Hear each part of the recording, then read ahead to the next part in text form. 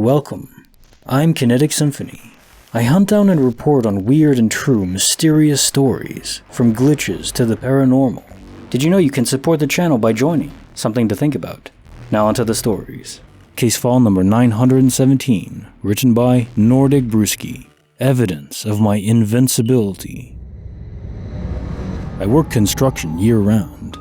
Don't want to give too many details out regarding my work, but suffice to say there are a lot of power tools involved, heavy equipment, materials, and large structures. I always work with a team, even later in the evening, as was the case in this event, but there was still light out. We rarely ever work when it's completely dark. There's someone working above me, and keep in mind there's no floor in place yet.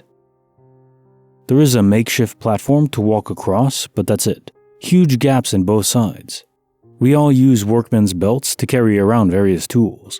Don't often need to use a hammer, but it all comes standard on our belt. Somehow, the guy above me's, new guy naturally, hammer, comes loose and falls down between the gaps.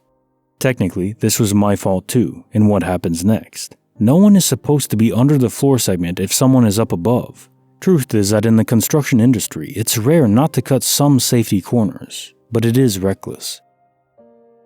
Even though I had my safety helmet on, it didn't help in this case. The hammer happens to fall down and lands squarely on my kneecap. I was bent down to pick up some waste scrap near the frame of the wall. I saw it fall in that second between entering my field of vision and colliding with my knee. "Hey, watch the freak out, loose hammer!" I had no time to react. The hammer was on my knee before he even finished the sentence. I heard the light thud mixed with a sharp, snappy, crunching sound as the hammer impacted my kneecap. Then I felt the indescribable pain. I felt myself a nanosecond away from passing out from the shock. Then, like nothing at all had happened, the hammer was now beside me. Other workers rushed to check on me. The new guy up top literally jumped down from his stomach on the platform all the way down. No doubt he was freaking the freak out. No pain. No evidence the hammer ever made contact with my knee. Nothing, just nothing whatsoever. Everything about this is weird and makes no effing sense to me. I felt strangely angry, and I don't know why. Not at the new guy, maybe a little, but stupid accidents eventually happen. I don't know, not knowing what happened. Everyone nearby said they heard the impact. That sound when bone shatters is unmistakable, and it's etched into my brain. So I know I'm not going crazy, unless we all are. Case notes for file 917. Evidence of my invincibility. Sometimes there are core details in stories that really just strike me as incredible. And the most incredible in this one is that other people heard the hammer make impact with your knee, which by the way just sounds absolutely unimaginably painful, and I never want to experience anything like that. If they heard it make impact with your kneecap, it means you're not in a quantum immortality state. You didn't die from like shock or something and then go to a new universe, because then they wouldn't have heard it. Or is it the state where the universe like rewinded or something?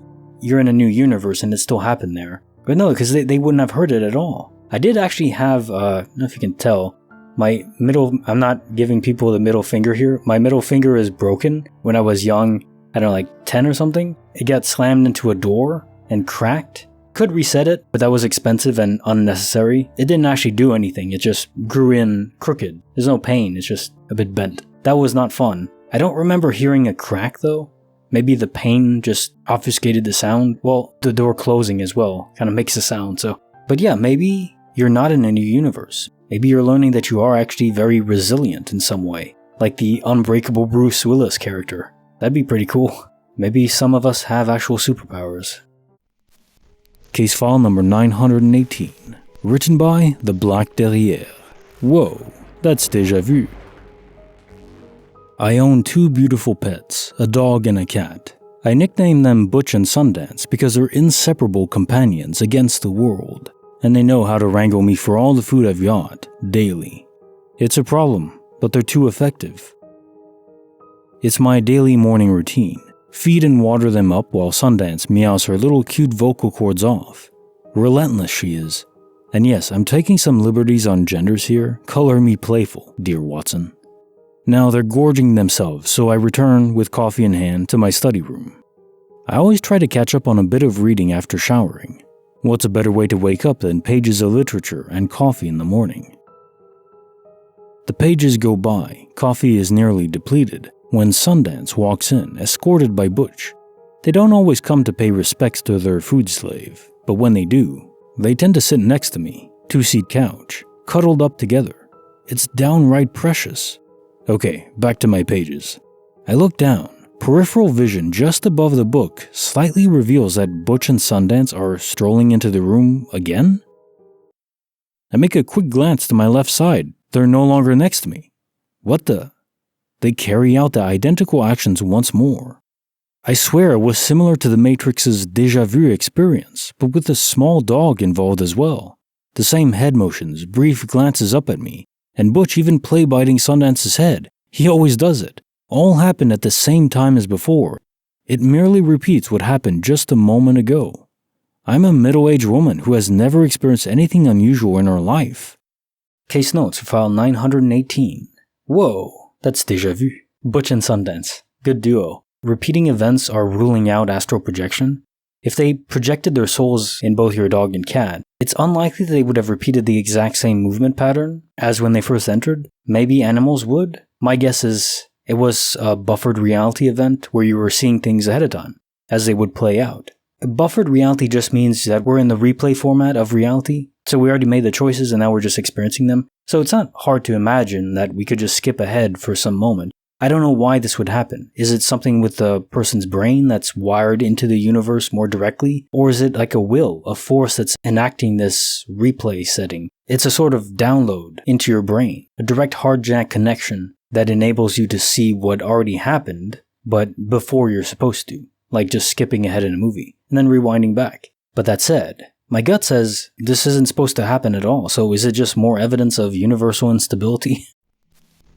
Case file number 919, written by HollywoodPaladin.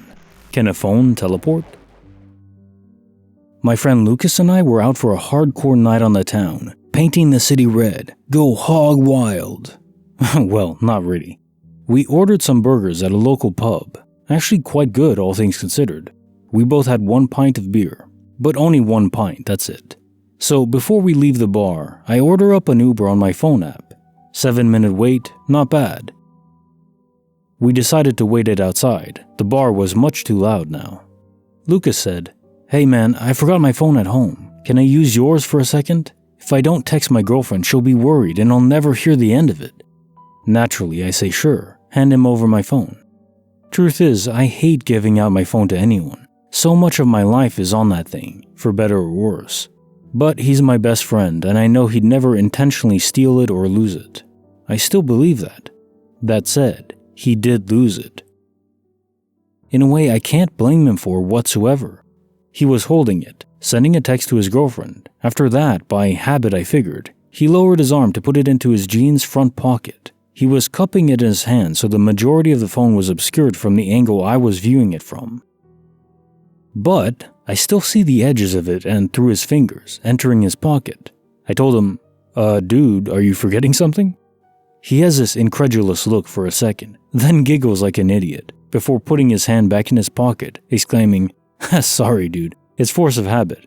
I do the same thing, it's automatic, so no worries." I'm sure you can all figure out what happens next. The phone is gone, not in his pocket anymore, not on the ground. So, some important details here. My friend is a clumsy guy. It's actually pretty bad. Whenever he comes over to my place, there's usually at least a dropped plate or he'll somehow bang his head on a desk or something rather absurd like that. So is he some fantastic secret magician that's perfected the art of sleight of hand? Yeah, over my dead body he is. Secondly, he's been my close friend for over a decade. There's no world where he steals my phone willingly. Oh sure, I know what some will think. Lucas is a master thief. This is his long con to steal a 2-year-old phone from his best friend using expert sleight of hand skills. I don't buy it, sorry. Of course, that doesn't leave me with any rational explanations. What the frick happened and where is my phone now? For those wondering, we got home fine that night. The Uber driver didn't ask to see my phone, thankfully. It would have been a very long walk home otherwise.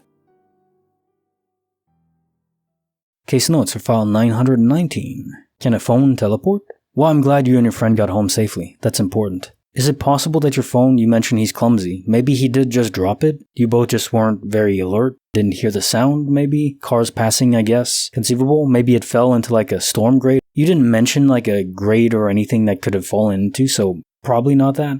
But maybe you just didn't notice it? It actually would also explain, well, I don't know if you tried to locate the phone. There's different apps you can. Like with Google, you can just locate the phone via GPS. As long as it's active, you could find it that way. Unless it's obscure, the signal couldn't reach it. If it was damaged or underground, that would explain why you couldn't locate it. But if not any of those things, then yeah, it's probably just DOP. It's gone. And did it teleport? Well, sort of, unintentionally, against its will.